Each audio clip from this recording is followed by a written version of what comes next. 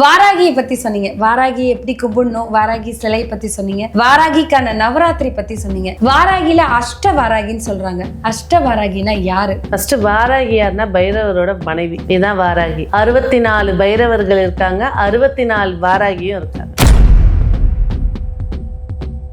இவ முழுக்க முழுக்க செல்வத்தை அள்ளி தெளிக்கிறவ, மகாலட்சுமியுடைய ரூபம் இவ. அடுத்து ஷாமலா வாராகி, முழுக்க முழுக்க சரஸ்வதியுடைய முழு பலன் பெற்றவ. யாரு? ஷாமலா வாராகி. அவங்க படிப்புக்கான வாராகி. எப்படி இருப்பானா, வீணை ஏந்தி பச்சை முகத்துல இருப்பா, அவதான் ஷாமலா. இந்த அஷ்ட வாராகிகளும் தான் ஒவ்வொரு வாராகிக்கு 8 ரூபம். இது 8, இந்த 8 ஆக்குங்க 64 வந்துடும். ஓ, ஒவ்வொரு வாராகிக்கும் 8 ரூபம். ஆமா, ஷாமலாலையும் 8 இருப்பா, லட்சுமிலையும் 8 இருப்பா, ஆதிலையும் 8 இருப்பா, நீலரத்னத்திலயும் 8 இருப்பா. இந்த மாதிரி இந்த 8க்கும் 8 பேர் ரூபம் இருக்கு. நீலரத்ன வாராகியும் ஷாமலா வாராகி. அதுல கலைகள் எடுக்கும் போது ஷாமலாவை எடுத்துக்கலாம். படிப்பு முழுக்க முழுக்க படிப்புன்னு எடுக்கும் போது நீலரத்ன வாராகி. இவதான் கர்ம பயனா புத்திக்கு என்னென்ன தடைகள் இருக்கோ அதை உடைச்சு குழந்தைக்கு புத்தியையும் படிப்பு ஞானத்தையும் கொடுக்கக்கூடியவ இந்த நீலரத்ன வாராகி.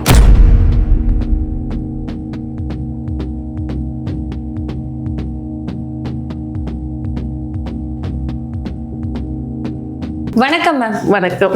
வாராகியை பத்தி சொன்னீங்க. வாராகி எப்படி கும்பிடணும், வாராகி சிலை பத்தி சொன்னீங்க, வாராகிக்கான நவராத்திரி பத்தி சொன்னீங்க. வாராகில அஷ்ட வாராகின்னு சொல்றாங்க. அஷ்ட வாராகினா யாரு? இதுல ஒவ்வொரு வாராகியை ஒவ்வொரு விஷயத்தை கும்பிடுவாங்க. ஒரு வாராகியை கல்விக்கான வாராகி இவங்கதான், பணத்துக்கான வாராகி இவங்கதான், தொழிலுக்கான வாராகி இவங்கதான், இன்னும் குழந்தை வரம் இல்லாதவங்க இவங்களதான் வழிபடணும், திருமணம் ஆகாதவங்க இந்த வாராகியை தான் வழிபடணும் அப்படின்னு நிறைய விஷயங்கள் இருக்கும். அந்த அஷ்ட வாராகி யாரு? இந்த அஷ்ட வாராகியை எப்படி வணங்கணும், அவங்களை எப்படி வழிபடணும், அவங்களுக்கு என்னென்ன பொருட்கள் ரொம்ப பிடிக்கும், அவங்களை எப்படி மகிழ்விக்கணும் அப்படின்னு சொல்லி கொஞ்சம் தெளிவா சொல்லுங்க. ஃபர்ஸ்ட் வாராகி யாருன்னா பைரவரோட மனைவி. ஓ, இதுதான் வாராகி. 64 பைரவர்கள் இருக்காங்க, 64 வாராகியும் இருக்காங்க. 64 பைரவர்களும் இருக்காங்க, 64 வாராகியும் இருக்காங்க. ஆமா, அது வாராகின்னு சொல்ல மாட்டாங்க. 64 பைரவருடைய துணைவிகள் சொல்லி யட்சினின்னு சொல்லுவாங்க. யட்சினிஸ். அதுல ஒருத்தி வாராகி. ஓகே. அப்ப ஒவ்வொரு சக்திக்கு அந்த 64 பைரவருக்கு 64 ஒவ்வொருத்தருக்கும் 64 ரூபம் இருக்கு. 8 8 8 பிரிச்சுட்டு போறது. அதுல ஒரு அஷ்டம் தான் இந்த வாராகி. வாராகி அப்படின்னு பேசும்போது பாத்தீங்கன்னா, இப்ப 64 பேர் இருக்காங்கன்றீங்க. அந்த 64 பேர்லயும் ஒவ்வொருத்தவங்களுக்கும் 8 ரூபம் இருக்கு. ஓகே, அதுதான் 64 மொத்தமும். இதுல பாத்தீங்கன்னா வாராகின்னு எடுக்கும்போது நம்ம எல்லா கோயிலையும் பார்த்திருப்போம். நீங்க வாராகி சிவாம்சம், சிவன் கோவில்ல தான் இருப்பாங்க. இந்த வாராகிக்கு காவலர்களா பைரவர் ஒருத்தர் இருப்பார். ஆமா. அடுத்து வீரபத்திரர் இருப்பார். இதுதான் வாராகி. சப்த மாதாக்களுக்கு வீரபத்திரர் இருப்பாரு, சப்த கன்னிகளுக்கு பைரவர் இருப்பார். இதுதான் ஐதீகம்.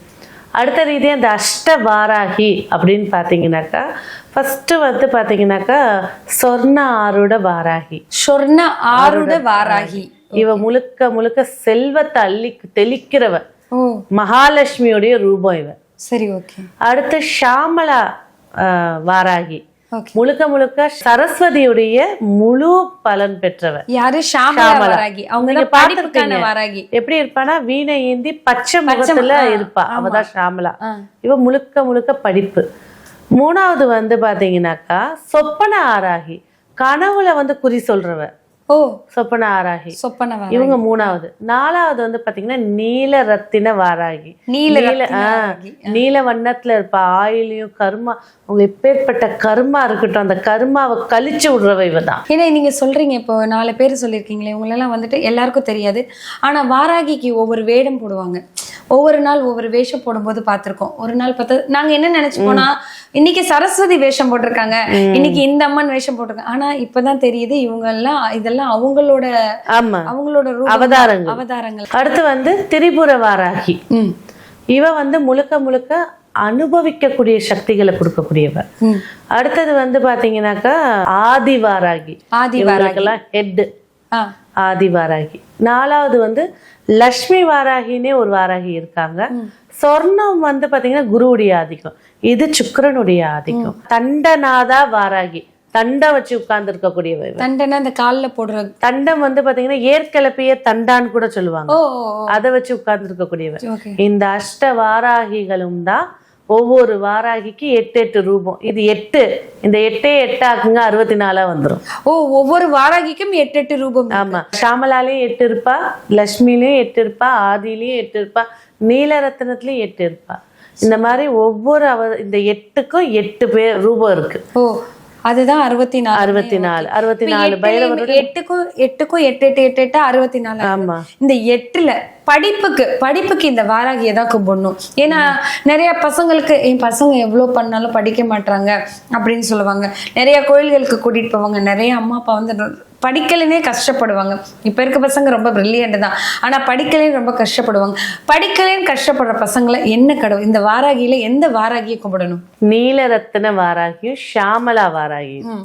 அதுல வந்து கலைகள் எடுக்கும்போது ஷாமலாவை எடுத்துக்கலாம். படிப்பு முழுக்க படிப்புன்னு எடுக்கும்போது நீலரத்ன வாராகி. இவ தான் கர்ம பயனா புத்திக்கு என்னென்ன தடைகள் இருக்கோ அதை உடைச்சு குழந்தைக்கு புத்தியையும் படிப்பு ஞானத்தையும் கொடுக்கக்கூடியவ இந்த நீலரத்ன வாராகி. நீலரத்ன வாராகிய வழிபட்டா வந்து குழந்தைங்க நல்லா படிப்பாங்க அப்படின்னு சொல்றீங்க. ஷாமலா வாராகிய வழிபட்டா வந்து கலை, அவங்க வந்து எந்த கலையில வந்து ஒரு டான்ஸ்லயோ எந்த விளையாட்டுலயோ எதுல அவங்க வந்து ஷாமலா வாராகி எடுத்துக்கிட்டீங்கன்னா நீங்க 10வது வரைக்கும் படிக்கிற வரைக்கும் நீலரத்னம் எடுத்துக்கலாம். 10வதுக்கு மேலதான் என்ன குரூப்னு வரும், 12வதுக்கு மேலதான் எந்த டிகிரின்னு வரும். கண்டிப்பா அதுதான் கலைகள். சங்கீதமும் இதுல இருக்கும். இது வந்து இவனுக்கேத்த கலைகள்ல வெற்றி பெறணும், ஒரு டிகிரி முடிச்சு உத்தியோகத்துல போய் உட்காரணும் அப்படின்னு எடுக்கும்போது ஷாமலாவும் நீலரத்னம் தான் வருவா. ரொம்ப சிம்பிள். யூடியூப் எடுத்து டச் பண்ணீங்கன்னா வாராகி மாலை. இந்த தெய்வங்களுக்கு வந்து நெய்வேத்தியம் வந்து தேனை வச்சுட்டு குழந்தைய உட்கார வச்சு குழந்தையால மந்திரம் சொல்ல முடிஞ்சா சரி, இல்லையா? ஏன்னா இவங்களுக்கு வந்து என்னன்னா சாப்பாடு தேனு, அர்ச்சனை எல்லாமே ஜபம் தான். ஓகே. எவ்வளவு ஜபம் சொல்றீங்க? ஸ்ரீ வாராகி தேவியை நமக்கு போதும் 108 1008 1008 நம்மளால என்ன முடியுதோ பசங்களை உட்கார வச்சு சொல்ல நிச்சயமா இதெல்லாம் வந்து ப்ரூஃபோட நிறைய பேரோட குழந்தைகள் வாழ்க்கையை மாற்றி அமைச்சிருக்கு. ஓகே. இப்போ வந்துட்டு வாராகி அம்மன் கோவிலுக்கு போகிறாங்க. இப்போ நீங்கள் சொல்லியிருக்கீங்க படிப்புக்கு வந்து நீலரத்ன வாராகியை கும்பிடணும் அப்படின்னு சொல்லியிருக்கீங்க. கலையில் சிறந்து வரணுமா, 10வதுக்கு மேலே அவங்க வந்து என்ன குரூப் எடுக்கணும், ஒரு ஸ்போர்ட்ஸில் போகிறாங்க, ஒரு டான்ஸில் போகிறாங்க, எதில் போனாலும் வந்து ஷாமலா வாராகியை கும்பிடணும்னு சொல்லியிருக்கீங்க. வாராகி அம்மன் கோவிலில் எந்தெந்த நாளில் வந்துட்டு இவங்கெல்லாம் இருப்பாங்க? இப்போ அதுதான் நவராத்திரி. இப்போ வந்து பார்த்தீங்கன்னா இந்த வருஷம் 2024 ஜூலை மாதம் 6ஆம் தேதி ஆஷாட நவராத்திரி தொடங்குது. ஓகே. 5ஆம் தேதி அமாவாசை, அடுத்த நாள் பிரதமையில இது தொடங்குது. 15ஆம் தேதி ஆடி மாதம் தொடங்கி பௌர்ணமியில முடியுது. ஓகே. ஸோ இந்த ஆஷாட நவராத்திரியில நம்ம வந்து பொதுவாக நவராத்திரின்னு புரட்டாசி மாதம் நவராத்திரி எல்லாருக்கும் தெரியும். அந்த புரட்டாசி மாதம் நவராத்திரியில வந்து ஃபர்ஸ்ட் 3 நாள் வந்து சக்தி, அடுத்த 3 நாள் வந்து சரஸ்வதி, அடுத்த 3 நாள் வந்து லக்ஷ்மி. இந்த மாதிரி தான் ஒரு ஆர்டர் அவங்கவுங்க வர்க்கப்படி வச்சு கும்பிடுவாங்க. இதுல முதல் நாள் பூஜை விநாயகர் பூஜையும் பைரவருக்கு தான் ஃபர்ஸ்ட் பூஜை பண்ணணும். ஓ, வாராகி பூஜையில முதல் பூஜை பைரவருக்கு தான், விநாயகருக்கும் பைரவருக்கும். ஆமா. ஓகே. என்ன செய்வாங்கன்னா அன்னைக்கு வந்து இடத்தெல்லாம் சுத்தம் செஞ்சு வச்சு, வாராகிக்கு வந்து தான் தீப ரூபம் சொல்லியாச்சு. அன்னைக்கு பிள்ளையார் பிடிச்சி வெத்தலையில அரச இலையிலையோ இல்லை வெத்தலை இலையோ வச்சுட்டு ஊதுபத்தி கற்பூரம் காட்டி பைரவருக்கு ஒரு விளக்கு ஏற்றி கும்பிடணும். அடுத்த 8 நாள் அஷ்ட வாராகி, ஒவ்வொரு நாளைக்கு ஒவ்வொரு வாராகி. ஸோ இந்த வாராகி வர்க்கமே 2 வர்க்கங்க. ஒரு வர்க்கம் வந்து பாத்தீங்கன்னா 3 நாளைக்கு ஒரு வாராகின்னு வச்சு கும்பிடுவாங்க. ஒரு வர்க்கம் பாத்தீங்கன்னா 8 நாள், மிச்சம் இருக்கிற இந்த 8 நாளுக்கும் கும்பிட்டு 10வது நாள் அந்த வாராகி நவராத்திரி தொடங்கி 10வது நாள் வந்து ஆதி வாராகியை கும்பிட்டு முடிப்பாங்க. சில பேர் வந்து அந்த 3 நாளைக்கு ஒரு வாராகி, சில பேர் டெய்லியும் ஒரு வாராகி முடிப்பாங்க. ஆமா, இதுதான் வாராகி. இதுல வந்து ரொம்ப இதெல்லாம் கிடையாது. அம்பால தீபரூபமா ஏத்தி வைக்கிறோம், வாழை எல்லாம் வைக்கிறோம், நெய்வேத்தியங்கள் இருக்கு. அந்த நைவேத்தியங்கள் நம்ம சொல்றது எது முடியுதோ அன்னைக்கு எது வேணா வச்சுக்கலாம். ஓகே. அதுதான் படிப்புக்கு மெயினா தேனுன்னு சொல்லிட்டீங்க. ஆமா. படிப்புக்கும் கலைக்கும் தேன் வச்சு ஆமா. நீல வாராகியும் ஷாமலா வாராகியும் வந்து வணங்கலாம். ஆமா. நீங்க வந்து போட்டோ தேட தேவையில்லை, சிலையை தேட தேவையில்லை, எதுவுமே தேவையில்லை. ஒரு தீபத்தை பொருத்தி வச்சு நீல வண்ண வாராகியே அப்படி நீல நிற வாராகியே அவ்வளவுதான். ஷாமலா வாராகியே. நீல ஓம் ஸ்ரீ நீலரத்ன வாராகி தேவியே நமக. ஓகே. ஓம் ஸ்ரீ நீலரத்ன வாராகி தேவியே நமக. அவ்வளவுதான்.